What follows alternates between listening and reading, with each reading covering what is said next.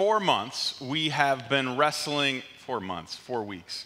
Got really panicked for a minute.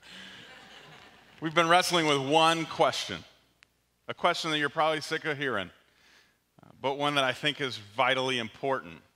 It's this question: are you the person you're looking for is looking for? Are you the person you're looking for is looking for? And we've been applying that question in all kinds of contexts. So if you're dating, we think you should be asking yourself that question. If you're dating again, because you've lost a spouse or you're divorced or anything like that, you should be asking that question. And even if you're married and you're still dating your spouse, you should be wrestling through whether or not you're the person you're looking for is looking for. And so we've been navigating what it means to become someone versus finding the right person. Because here's been my goal, believe it or not, is to create boring marriages. Here's why I say that. When you look at pop culture, the TV shows that we watch and the movies that we watch and all of that, we are not entertained by marriages that are healthy and appropriate. We're entertained by the craziness that is often the result of a marriage. Two people with problems coming together, right? That makes us laugh, that makes us think. So a marriage where it's being lived out in the way that God designed it to, well, that's boring for a lot of people. But I'm okay with that. I'm okay with encouraging you to have a very boring marriage, whether that's your marriage now or your marriage one day. But there's a problem with this idea. A real problem, and here's what it is. Every Saturday, or sometimes Mondays now, because people get married on odd days of the week these days. But at every wedding, people are making promises that they can't keep. Right? You put on a big, nice, fancy, and expensive tuxedo, and someone puts on a beautiful white dress, and you come down the aisle, and you get to the front of the church or auditorium or whatever it is that you're getting married, and you make promises, gigantic promises like, I will love you forever. That's big. I'll love you until I breathe my last breath. Whether you're sick or you're healthy, rich or poor, I will love you forever. That is a gigantic promise. And the problem is no one comes to that promise prepared to follow through. No one comes up to the altar having put the work in to be able to make that promise reality. And it's not that anybody's lying. I think everybody approaches meaning well. They just didn't prepare well. I think everybody comes up here with all kinds of intentions to live that out in their married life. But the problem is all of the days, weeks, months, years leading up to that moment have not been leading to that promise. And so what I've come to realize is that promises are no substitute for preparation. Promises are no substitute for preparation. Now, that is not news to you. You understand that. How many of you have ever signed up to run a 5K or 10K or 32K? I mean, they do all kinds of crazy races now. Anybody? Okay, a few of you. I signed up to do a 5K a couple of years ago, and you know what no one ever told me? Is that signing up doesn't mean you finish the race. Signing up doesn't make you a runner. That's not a guarantee. We think if I put my name on that line, then I'm going to run across the tape with my arms held high and be a 5K runner now. No one thinks about the fact that you need to be running every day up until that place. You need to prepare. But that form you fill out or that online thing that you fill out to sign on to be a part of the race, well, that's a promise. That's you saying you will participate. But it's not a guarantee that you'll actually come through. Only good, consistent, hard preparation can guarantee you come through on that promise. You see, what no one told me growing up, and maybe nobody ever told you this, is that I do is not the same thing as hocus pocus. And we believe, we bought into this idea that when we get up here at the front of the church and someone says, I do, that it's magic and we become different people. And that we suddenly and instantly have the ability to live out a marriage that God calls us to live out. We think that those words make us capable, but here's reality. Marriage doesn't make you capable, it makes you accountable. You think about that?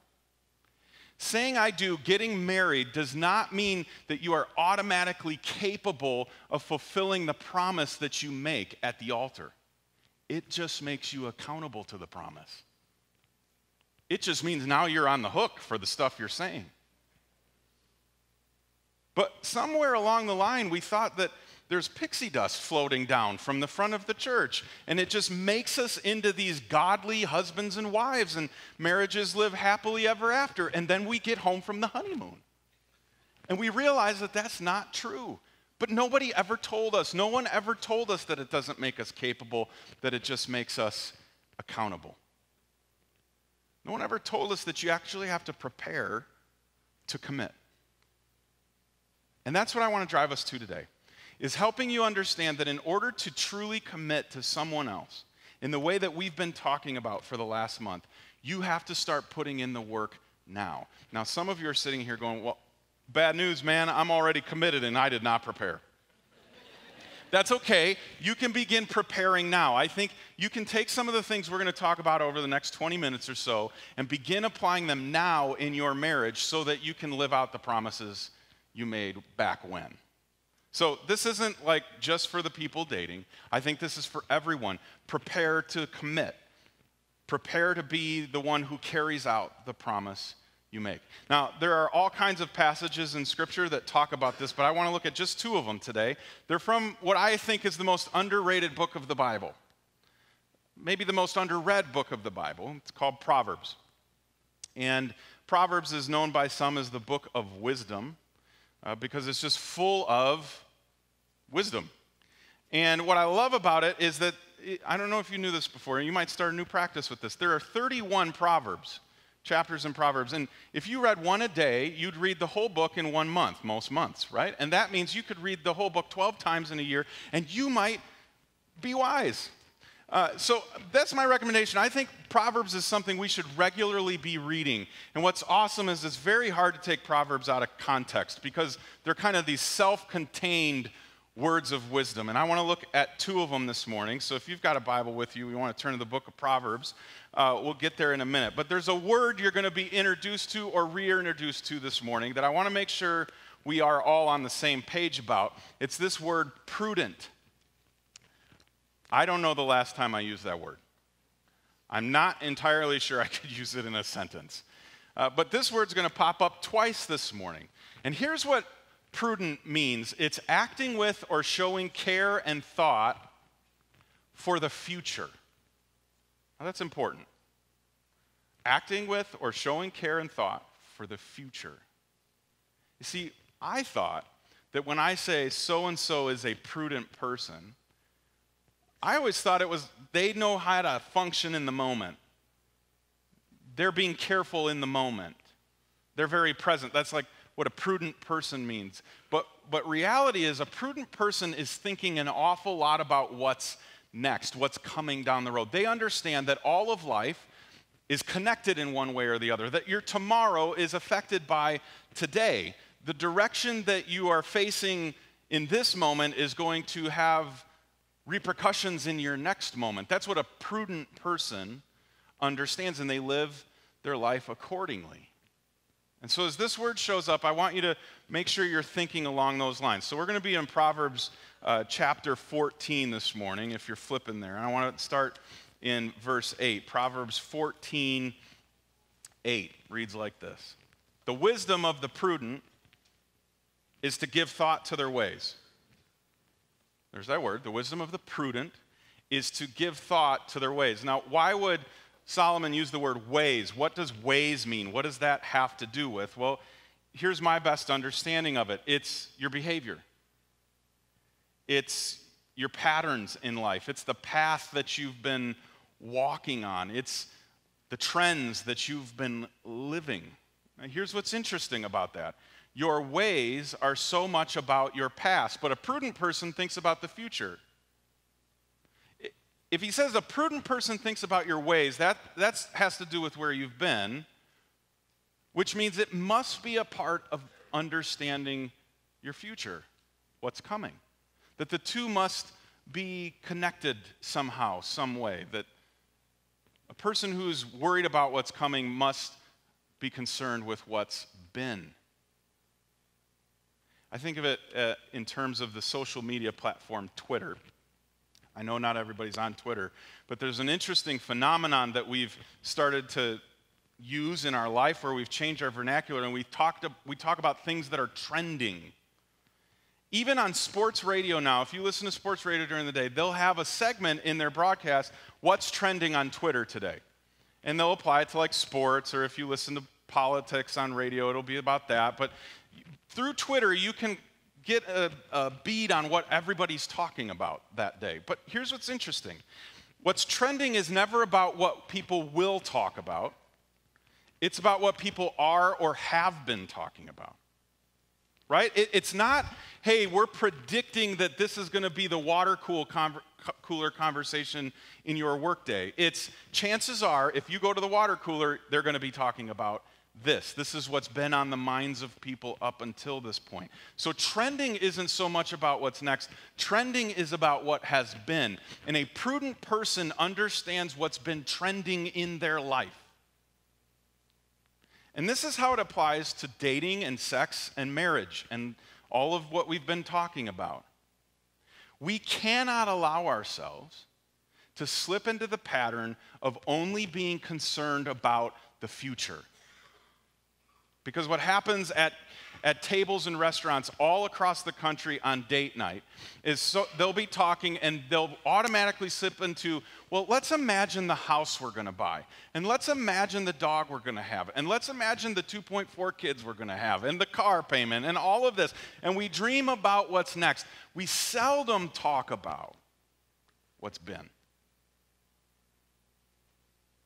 And the truth is, most people go, well, I hope we don't talk about what's been. Because if we talk about my past, we may not have a future.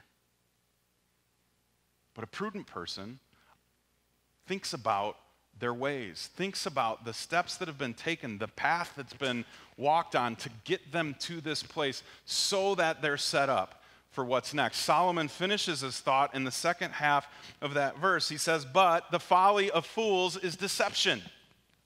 This is one of my favorite parts about the Proverbs is that there are these exhibitions in contrast. Over and over again, you'll hear the writer say, this is true, but this is true. So-and-so thinks this, and such happens, right? All the time, over and over, it's this kind of ping-pong match in Proverbs. And so in this one, we hear the prudent think about their ways. The fools don't. The fools lie to themselves. Fools pretend that the past does not affect their future. I didn't come here this morning to insult you, call you a fool. But I know that I sure fall into that category sometimes. I want to pretend often that my upbringing, my childhood, my teenage years, my dating years, all of those, I want to pretend that they don't affect my today, but they do. Because, the thing that we never think about is that our present will be our past, but our past will always be present in our future. We don't think about that. Just last night, I was having a conversation with my wife about some things that I struggled with when I was a kid. Hang-ups that I had mentally and emotionally, things that I worried about and obsessed about as a middle school student. And as we were talking, I began to realize that I am imposing those same issues onto my middle school son now. But I wanted to pretend that I grew up and that they were all behind me and they didn't affect me, but they are absolutely affecting the way that I view and understand and treat my son. I thought that it was all going to get left behind, but it came with. And it would be foolish to pretend that the path behind you is not determining or affecting the path in front of you. And so if you're dating, you need to get more comfortable having these kinds of conversations. And if you're married, you need to get more comfortable with having these kinds of conversations. And even if you've been married for 40 years, it never hurts to have a review and talk again about what makes us us. How did we get here? You see, so often, all we ever want to worry about is where our paths cross. And then it's just about what's next and where the paths merge up ahead. But we need to get better about examining the paths behind us, because promises are no substitute for preparation. And we get to that crossroad in our paths connecting, and we make promises. Well, baby, I will get better about this. When we're married and we're connected like that and living in a house, I'm going to change everything. And a year in, nothing's changed. Because a promise is useless unless someone carries through on it. But what you've been doing, the patterns you've been setting and the habits you've been creating up until that point, well, they're game changers. So we have to get to the place where we step out of the chemistry cloud when we start to fall in love. Solomon had something to say to that. If you jump down to verse 15, he says, "The simple believe anything." Because here's what happens. We've talked about this. We park right next to each other in the parking lot without trying. And we reach into the popcorn bowl at the same time. And our initials are the same. And we both love dogs. And we have a song. We are in love. And we have fun when we're together. And right, the chemistry starts to boil up and we lose our minds. The world stops in that brief moment of crazy infatuation in love. The world stops revolving around us and it revolves around them. And somehow things get simplified for us and everything is centered on that person, and we stop thinking. And we believe anything. Hey, I don't really like that habit that you have, but we're in love, so I'll believe you when you say you're going to change. This is how we think, again, because it's so much about the crossroads and the merger forward versus the paths that have brought us here that so profoundly affect our reality. I think one of the things we need to do more often is look each other in the eye and say, let's talk about our paths. What's behind us? How did we get here? What made us think this way, feel this way, act this way, make this decision? How did we get here? Because the more we understand how we got here, the better we can navigate the future together. And Solomon goes on and he finishes this thought as well. He says, but the prudent give thought to their steps. The simple believe anything, but the prudent who are thinking about creating this marriage that we've been talking about, well, they give thought to their steps. Now, if you have ever watched a show on TV like CSI or NCIS or any of those, and there's been a crime, they'll go outside and they look down. And you know what they're looking for? Footsteps, footprints, right? And here's what's interesting about that phenomenon. They're looking for footprints, and those footprints, what do they tell people? Where the person was. But they use where the person was to understand where they're going. Because your feet will point in the direction that you're headed. So a prudent person thinks about their steps. How did we get here? Because that's going to tell me a lot about where we are headed. So if I were up here and I started walking this direction and I were leaving footprints behind me, you could come up here and go, well, I think Josh is headed for the steps at the end of the stage because his feet are pointing in that direction. And he's not an idiot, so he wouldn't be walking backwards. He'll be going forward, so we can reasonably assess that he headed for those stairs. Now, if you're following those footprints and all of a sudden they take this direction, you're going to go, he probably headed backstage. Or if they're pointed forward and all of a sudden they end, you can rest assured I'm probably laying right there on the floor because I fell off the stage. Our footprints where we've been show us where we are going. And so a prudent person that's dating again, or still dating, that has this vision for a great marriage in the future, will look at the steps behind them because it will tell them where they're headed. And that is preparing. And promises are no substitute for preparation. Because what we will often think is we'll walk. We meet up with someone else and we say, don't worry, I'm going to totally change direction later. And we fail to look and go, but you haven't changed direction in 27 years. This is the trend of your life. This is the trajectory of your life. This is a pattern. And I am prudent. Which, by the way, is not the same thing as prudish. I'm prudent. I'm thinking about my future, the marriage that I want to have. And if I'm going to do that, I've got to look back and examine the steps that have brought me to this point. Which means as we are preparing individually, because remember, it's not about go find the person whose steps are in the right direction. It's about you taking the right steps. It's about you being careful what you're doing each moment as you create the trend in your life. Now, as I was wrestling through this passage, there was one scene in one movie that I just could not shake. It just kept popping up over and over and over again. It's from a movie called What About Bob? And in this movie, it stars Bill Murray and Richard Dreyfuss. Bob, who struggles in life with a great many things, is introduced to a brand new concept called baby steps. Take a look. Baby steps? It means setting small, reasonable goals for yourself, one day at a time. One tiny step at a time. Baby steps. For instance, when you leave this office, don't think about everything you have to do in order to get out of the building. Just think of what you must do to get out of this room. And when you get to the hall, deal with that hall, and so forth. You see? Baby steps. Baby steps. Oh, boy. Baby steps. Baby steps. Baby steps through the office.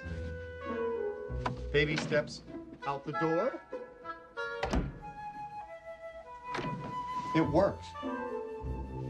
It works. All I have to do is take one little step at a time, and I can do anything. Baby step around the office. Baby step around the office. That should give you a lot to digest while I'm on vacation. Vacation? It works. It really works. You see, what Bob would do is identify the big picture, the thing that he wanted to be true, the place he wanted to get. And he would prepare for the moment that he arrived there by taking small steps along the way that would put him in a position to realize that dream of the future. Do you see? And that's what I've been trying to drive at us for the last month, is that if we want to have this great marriage that lasts a lifetime, where we actually experience the promises we make to each other at the altar, then we need to begin taking baby steps now that are going to get us there. We can't simply hope that it drops in our lap. We've got to begin making motion toward what we want to be true. So you're going to have to be focused on which direction your feet are facing.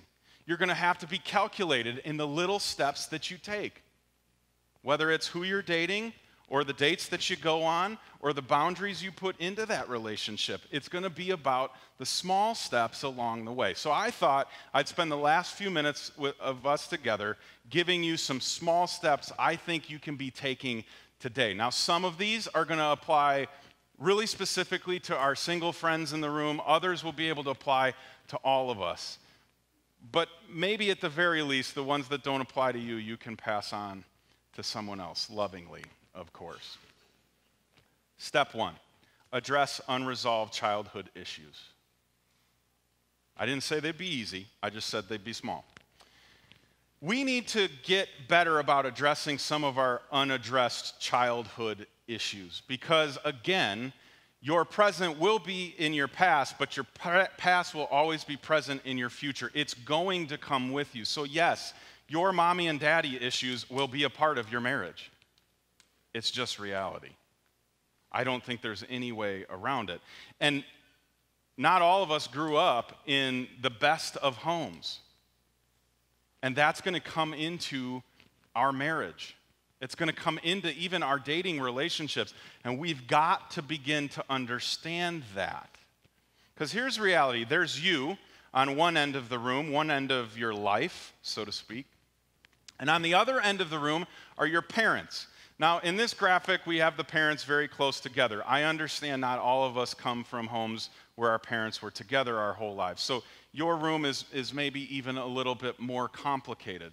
But there's this interesting thing that happens is tension is raised between us and our folks growing up because our parents aren't perfect.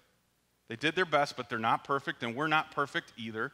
And there's all kinds of snow, white noise kind of in between us and them. And then we have this brilliant idea of dropping a spouse right in the middle of the two of us. And you know how this works. That friction, those missiles, those problems from our childhood get caught by our spouse. So I am dealing in ways with my parental issues through my wife, and same for her, and even the other way around, and our spouse is going, what happened? This isn't what I signed up for. I don't even know what's going on right now. I mean, you've been in this place where you're going, does this really have anything to do with me? No. You just got right in the middle of it.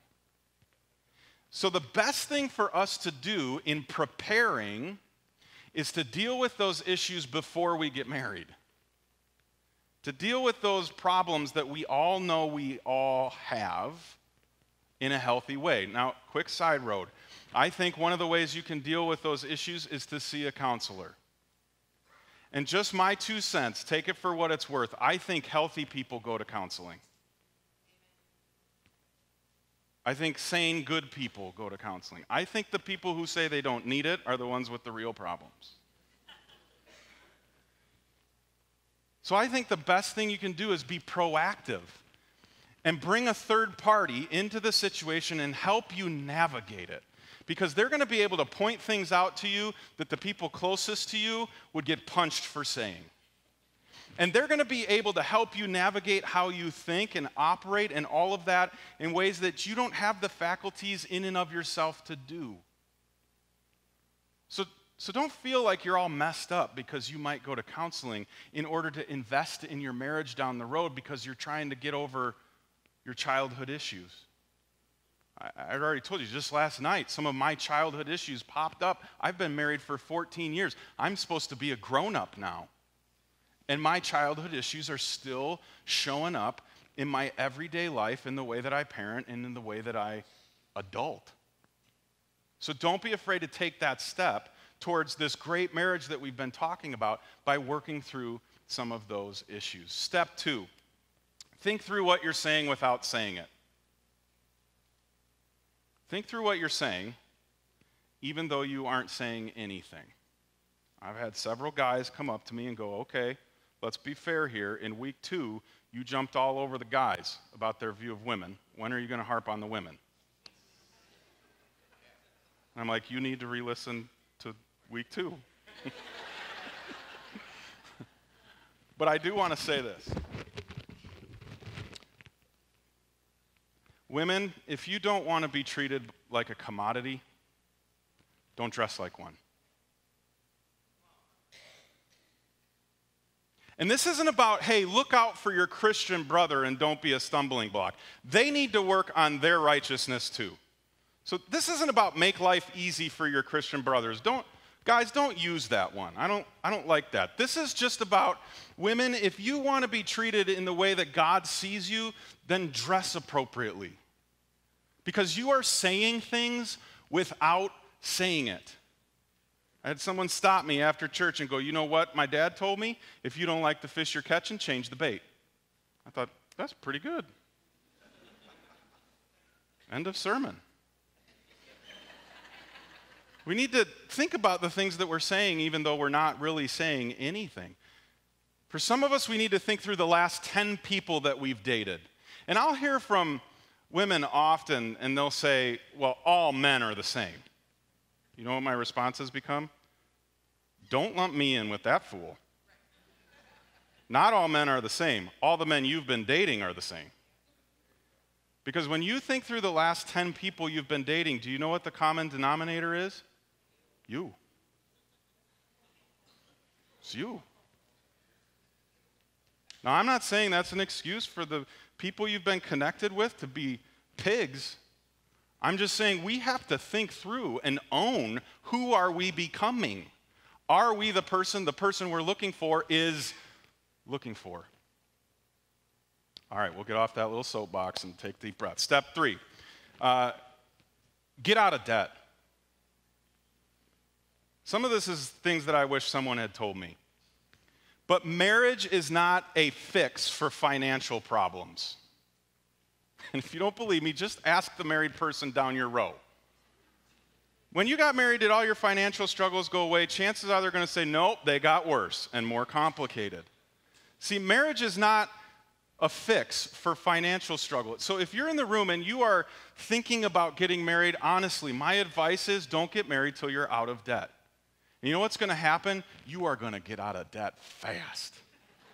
And you're going to be more creative than you knew you had the ability to, because you want to get married. And this is one of the hurdles you got to jump in order to get there. But don't put that added pressure and stress and tension on your relationship. And don't make a promise of, hey, we'll get out of debt once we're married. No, prepare to be married by getting out of debt now. Do it now, whether it's small or big. That's being thoughtful of your steps, the path that you've been on, and the hope that you have down the road. So just kill the debt. Step 4, break your bad habits. This is important, and it seems totally baseline here, but trust me, again, because we come together in a dating relationship, and we start to pick up on the bad habits in the other person, and they say, but don't worry, when we get married, everything will change. That's not true, because that's a promise. And if they haven't been preparing to change, they aren't going to change. They will continue on the trajectory, the trend that they've been on. And so if you're a person in the room that has some bad habits, if you're going to take a year off from dating like we've talked about, then first step for you is identify the bad habits and start breaking them. Getting them out of your life. And again, that's not sacrifice, that's investment. That's you going, I want the kind of marriage that has been laid out in Scripture and that God wants for me, so I'm going to prepare for it by getting this habit out of my life. And if you're already married and you have this idea of what your marriage could be one day, it might be your bad habits preventing you from realizing that. So break them. Get somebody that will hold you accountable to breaking them. But don't buy into the lie that as soon as you say I do, you'll become a different person. And you're just going to bring all of it with you and share it with them. And you know what's amazing about bad habits is that quickly one spouse that is struggling with the bad habit will begin to blame the other spouse for the bad habit. Oh, this is your fault. I drink too much because you drive me crazy. We're laughing because we're like, it's kind of true. That's how we think. So let's break the bad habits before we get there. Step 5, postpone the physical. We've talked about this last week, but we got to come back to it. Postpone the physical. Sex is not going to make your marriage better before you're married. I've never sat with any married couple in my office that said, man, I wish we'd gotten physical sooner. All of them say, I wish we'd waited, because we weren't ready for that kind of commitment. We weren't ready for that kind of involvement on a spiritual level. So postpone it. If you enter into a marriage like we've been talking about, you have the rest of your life to enjoy the physical side of that commitment. And on a side note, don't move in together. Seriously.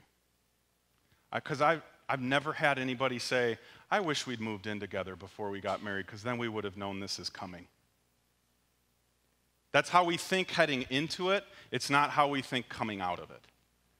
And there are actually studies, not done by the church, done by like real sociologists, scientists doing studies. There is no empirical evidence that living together promotes a healthier marriage when you get married. In fact, what they're finding is it's the opposite. That it works against a lifelong commitment to each other when we move in before the commitment's in place. So postpone the physical, and living together is not going to help you postpone the physical. Step 6, last step that we'll talk about. Get involved in a church. And you go, well, of course he's going to say that.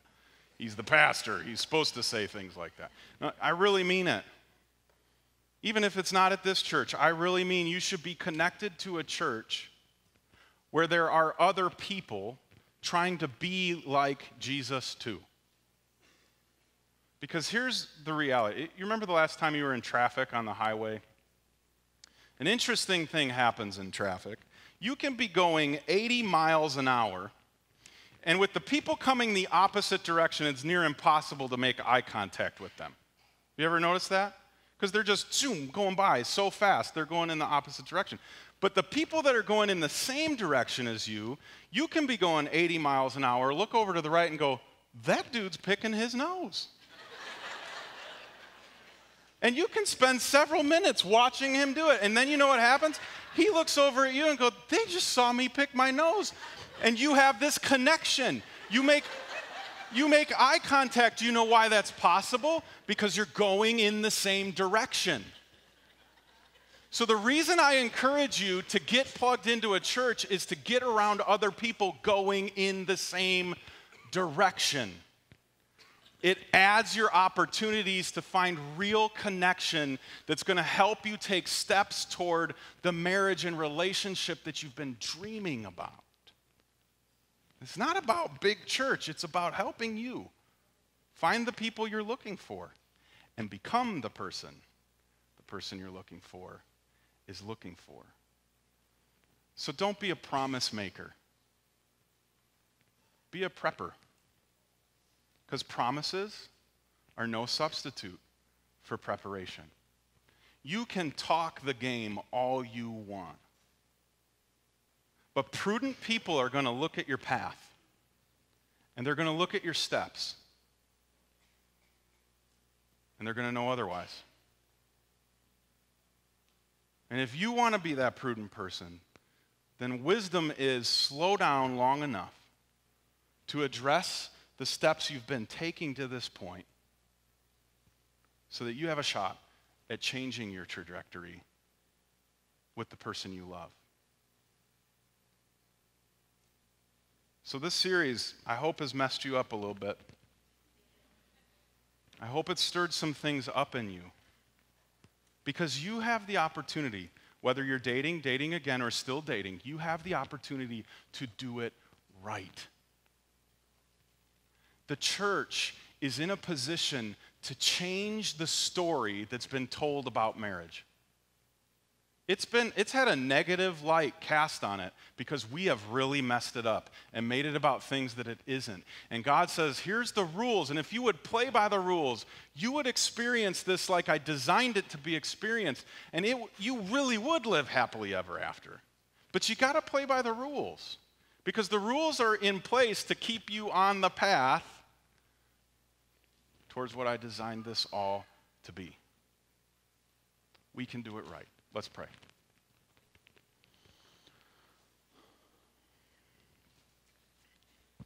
Lord, one of the hard parts in studying for this message or for my friends in hearing this message is that we might be sitting here going, sounds great, but I am a prisoner to my path.